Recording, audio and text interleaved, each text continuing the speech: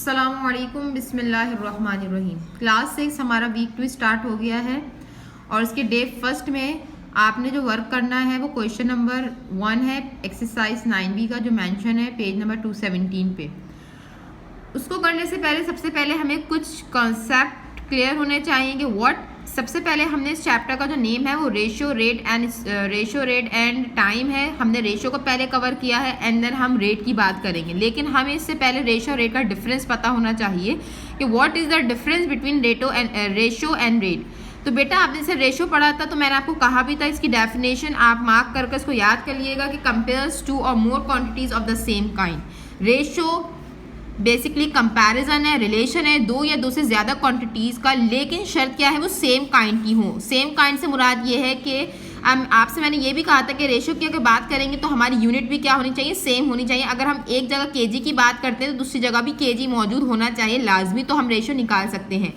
लेकिन अगर हम रेट की बात करेंगे तो क्या इसकी डेफिनेशन है कंपेयर्स टू और मोर क्वांटिटीज़ ऑफ डिफरेंट काइंड्स। याद रहे बात, कभी कभार रेशियो और रेट को एक जैसा कंसीडर कर दिया जाता है, लेकिन उसमें मेन डिफरेंस ये है कि डिफरेंट काइंड्स के ऊपर जब बात हो रही हो, दो या दो से ज़्यादा चीज़ों को कंपेयर किया जा रहा हो लेकिन डिफरेंट काइंड्स की हो, तो हम बात करते हैं रेट की। रेट को हम वर्ड यूज़ करते हैं रेट का, लेकिन जहाँ सेम काइंड की बात होगी वहाँ हम रेशियो का वर्ड यूज़ करेंगे। तो रेट कैसे सॉल्व करते हैं, कैसे राइट करते हैं, तो how do you right a rate. जैसे हम रेशियो को फ्रैक्शन में भी मैंने आपको बताया था कि कैसे कन्वर्ट कर सकते हैं, इसी तरीके से रेट का लिखने का भी क्या तरीका है।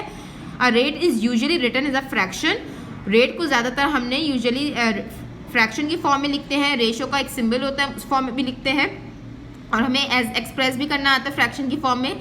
लेकिन जो हमें रेट है वो हम यूजुअली किस फॉर्म में लिखते हैं, फ्रैक्शन की फॉर्म में। बेसिकली रेट है क्या, इसका हम अनदर वर्ड हम ये भी कह सकते हैं कि रेट बेसिकली हमें ये शो करवाता है कि एक क्वांटिटी का दूसरी क्वांटिटी पे क्या इम्पैक्ट पड़ रहा है। अगर मैं आपसे बात करती हूँ फॉर्मूले की जो हमने प्रीवियसली चैप्टर नंबर 5 में डिस्कस किया था स्पीड का, कि डिस्टेंस अपॉन टाइम, क्योंकि ये भी फ्रैक्शन की फॉर्म में लिखा हुआ है, ये भी फ्रैक्शन की फॉर्म में लिखा हुआ है, तो बेसिकली डिस्टेंस का टाइम का क्या इम्पैक्ट पड़ रहा है, क्या इफेक्ट पड़ रहा है, क्या चेंज आ रहा है कि डिस्टेंस को वो इन दोनों के दरमियान में ताल्लुक बता रहा है, रिलेशन बता रहा है बेसिकली। तो हम रेट का वर्ड नॉर्मली जर्नली यूज़ करते हैं।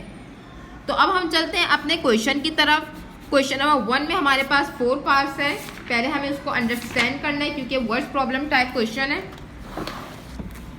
सो first of all part A, a typist types 1800 words in 1 hour. एक टाइपिस्ट है, टाइपिस्ट कहते हैं जो टाइप करने वाला होता है, वो 1800 अल्फाज लिख रहा है 1 घंटे में। बेटा मेरे कितने वर्ड्स लिख रहा है वो, 1800 वर्ड्स लिख रहा है 1 आवर में। Find the number of words that can she can type पर मिनट। हमें मालूम क्या करना है, नंबर ऑफ वर्ड्स बताने हैं कि वो 1 मिनट में, पर मीन्स 1, पर हमेशा याद बात रखिएगा कि पर मीन्स 1, ईच का मतलब भी 1 होता है, पर का मतलब भी हमारे पास 1 होता है कि 1 मिनट के बारे में, 1 मिनट में वो कितने अल्फाज लिख रहा है। हमें 1 आवर का उन्होंने हिसाब दिया हुआ है, हमें अपने क्वेश्चन के क्वांटिटीज़ को देखते हुए हमें अपने 1 मिनट की क्वांटिटी बतानी है। तो इसको कैसे सॉल्व करते हैं देख लेते हैं बेटा। तो हमारे पास सबसे पहले क्वेश्चन नंबर 1 का ए पार्ट हम सॉल्व करें तो हम ऊपर ये मेंशन कर देंगे number of words that she can type पर मिनट, यानी 1 मिनट में वो कितने वर्ड्स लिखती है, हमें ये फाइंड करना है। कैसे फाइंड करेंगे, रेट मालूम करना है। रेट मैंने आपको बताया कि रेट यानी मिनट्स और वर्ड के दरमियान में क्या रिलेशन है, तो हम ये देख लेते हैं बेटा। पहले मुझे आप ये बताइए, इक्विवेलेंट होगा, इसको रेट की फॉर्म में लिख रहे हैं हम। हमारे पास नंबर ऑफ वर्ड्स टोटल कितने थे बेटा, 1800। कितने मिनट्स में लिखे जा रहे थे वो, 1 आवर। अच्छा यहाँ पर एक की पॉइंट लिख लें कि 1 आवर में हमारे पास कितने मिनट्स होते हैं, 60 मिनट्स। कितने मिनट्स होते हैं ये तो आपको बात अच्छी तरीके से पता होगी। हमारे पास 1 आवर में, 1 घंटे में 60 मिनट होते हैं, और हमसे रिक्वायर्ड क्या गया है, हमें दिया तो क्वेश्चन में क्वांटिटी जो आवर में दी है, लेकिन हमसे जो रिक्वायर्ड है वो क्या है कि हमें बताना ये कि नंबर ऑफ वर्ड्स 1 मिनट में कितने लिखे गए हैं। तो हम उस 1 आवर को 60 मिनट में लिखेंगे ताकि हमारा आंसर मिनट में आ जाए। तो याद रहे बात कि 1 आवर की जगह यहाँ पर 1 आवर आता, 1 आवर